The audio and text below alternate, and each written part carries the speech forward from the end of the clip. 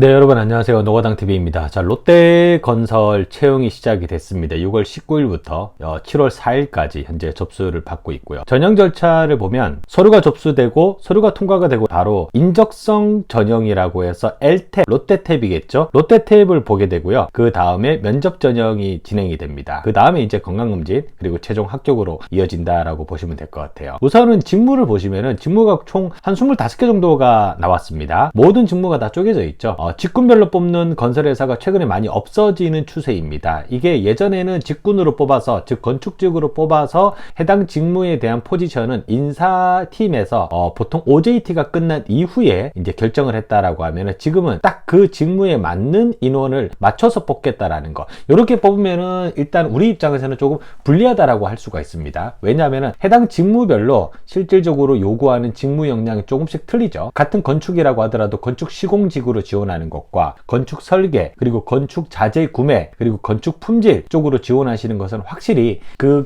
직무에서 요구하고 있는 직무 역량이 조금씩 틀립니다. 그렇기 때문에 그런 것들까지 고려해서 저희가 해당 직무에 필요한 역량을 꼼꼼하게 따져보고 자소서에 기입을 해줘야 된다라는 말씀을 드리고 싶어요. 만약에 내가 건축 시공으로 지원하든 건축 구매로 지원하든 자소서 내용이 똑같다라고 하신다면은 그 자소서는 조금 문제가 있는 자소서다라고 이해를 해주셔야 될 것 같습니다. 자, 이번에 모집 부분에 가장 많은 포션을 차지하는 건 결국 플랜트입니다. 현재 롯데건설이 플랜트 본부에서 플랜트 화공, 기계, 전기, 건축, 토목을 다 뽑고 있고 근무지가 전국 그리고 해외로 되어 있습니다. 여기서 전국이라고 하면은 아마도 울산을 얘기하겠죠. 울산의 S-오일이 발주한 샤인 프로젝트 거의 4조짜리 물량입니다. 현재 현대건설과 현대엔지니어링 그리고 롯데건설이 컨소시엄으로 들어가서 함께 프로젝트를 진행을 하고 있습니다. 물론 DLENC도 조금 꼽살이 끼기를 했는데 물량이 그다지 크지는 않아요. 자, 그리고 옆에 적혀있는 해외라고 하면은 당연히 인도네시아 자카르타 북서쪽에 위치한 롯데케미칼이 발주한 라인 프로젝트를 얘기하는 거겠죠. 롯데그룹의 현 최고 우두머리이신 신동빈 회장이 꿈같은 프로젝트입니다. 그렇기 때문에 롯데건설이 사활을 걸고 진행하는 프로젝트이면서 그룹사 계열의 공사이기 때문에 이 프로젝트를 말아먹는다 라고 하면은 향후 롯데케미칼이 뭘 믿고 롯데건설한테 후속 공사에 대한 우선권을 줄 수 있겠냐 라는 말도 그룹 내에서 나오고 있는 추세입니다. 자, 그러다 보니까 플랜트의 현재 사활을 쫙 집중을 시키고 있죠. 근데 사실 롯데건설이라고 하는 회사가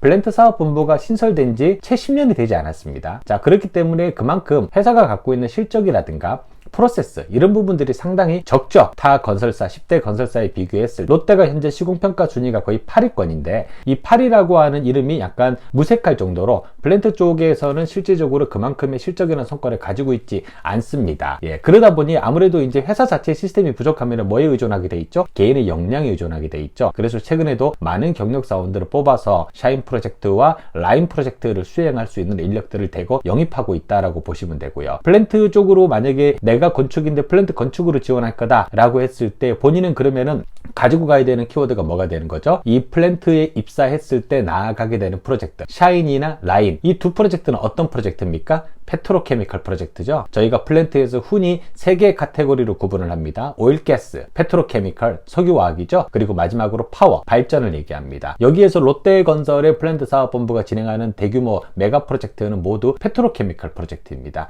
각 회사별로 발전 쪽에 집중이 되어 있는 회사가 있고요. 오일, 가스 쪽이 집중되어 있는 회사가 있는가 하면은 롯데건설 같은 경우는 희한하게도 방향이 페트로케미컬 쪽으로 많이 잡혔어요. 왜냐? 롯데케미칼 때문이겠죠.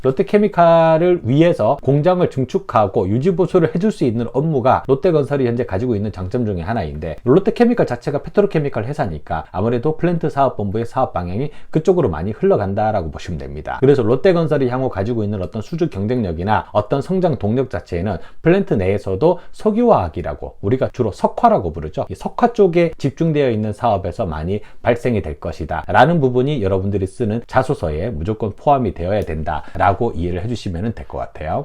자, 그리고 두 번째로 좀 설명을 드리고 싶은 게 이 L탭입니다. L탭, 롯데탭. 이 L탭이라는 거는 사실 이제 저도 실제적으로 이걸 경험해 본 적은 없습니다. 하지만은 요거를 좀 서치해 보면은 좀 많은 정보가 나와요. L탭은 기본적으로 두 개의 시험으로 구분이 됩니다. 인성진단 시험이 있고요. 그리고 적성진단 시험이 있습니다. 인성진단 시험은 저희가 이제 현대 엔지니어링이나 현대건설에 지원하셨던 분들은 경험해 보셨겠지만 HMAT를 보실 때 보면은 아주 많은 수의 문항을 한 문항당 거의 20초 안에 답 답변하게 되어 있고 뭐 이것에서 멀다, 가깝다 라는 식으로 나의 어떤 인성에 대한 부분을 답변을 하도록 되어 있습니다. 그것과 같은 문항이 나오는 게 인성진단 시험이다라고 보시면 돼요. 아마 시험 시간은 한 40분에서 45분 정도 소요가 될 것이고, 자, 요거는 사실 그렇게 많은 분들이 떨어지는 부분은 아닙니다. 문제는 다음 부분이에요. 바로 적성진단이죠. 자, 롯데건설에서 적성진단 LTEC과 관련해서 이제 내세운 어떤 자료에 보면은 세 가지를 크게 보겠다. 첫 번째, 언어적 사고 능력을 보겠다. 수리적 사고 능력을 보겠다. 문제 해결 능력을 보겠다. 그래서 언어적 사고에서는 문서의 핵심 내용이나 구조를 종합적으로 이해하고 논리적으로 판단하는 능력이 있는지 보겠다라고 언급되어 있고요. 수리적 사고에서는 주어진 상황을 수학적으로 사고하고 접근하여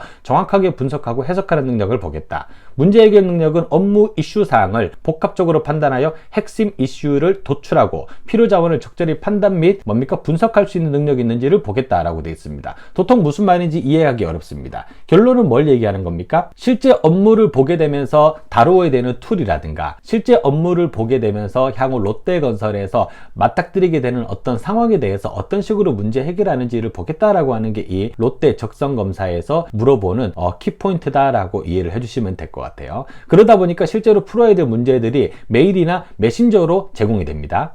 자, 그러면은 많은 분들이 이 시험을 어렵게 생각하는 가장 큰 부분은 어디냐? 결국은 언어적 사고 능력이에요. 언어적 사고 능력이라고 하는 것은 그 메일이나 메신저 안에 들어있는 그 말의 숨은 의미, 정확하게 나한테 뭘 전달하고자 하는지. 예를 들어서 회사에서 업무를 볼 때 팀장님이 저한테 어떤 업무 지시, 인스트럭션을 제공을 했을 때 그 인스트럭션을 정확히 이해를 해야만 내가 업무를 수행할 수 있겠죠. 그것을 통해서 내가 어떤 액션 아이템을 가지고 가야 되는지를 결정해야 됩니다. 이런 것들을 제대로 파악할 수 있는 능력을 갖고 있는지, 말귀를 제대로 알아듣는 사람인지, 아니면 혼자만의 어떤 공상에 빠져가지고 잘못된 해석을 하는 사람은 아닌지, 이런 것들을 보겠다라고 하는 게 이 직무적합진단 내의 언어적 사고와 관련된 부분인데, 이 부분에서 낮은 점수를 받아서 떨어지는 분들도 많이 있다. 그렇게 이해를 해주시면 될 것 같아요. 그래서 여러분들이 이 LTEP을 보실 때 언어적 사고와 관련된 문제가 나왔을 때는 이 부분이 결국은 변별력을 가르는 부분이다라고 생각을 하시고 조금 더 집중해서 시험을 응시를 해주실 필요가 있다라고 말씀을 드리고 싶습니다. 자, 오늘 롯데건설에 대해서 간략하게 제가 설명을 드렸습니다. 워낙 이 직무가 많이 나와 있기 때문에, 그리고 해당 직무들에 대한 어떤 직무 업무 능력이라든가 또는 업무 내용은 기타 제가 이전에 영상을 만들었던 다른 회사와 별반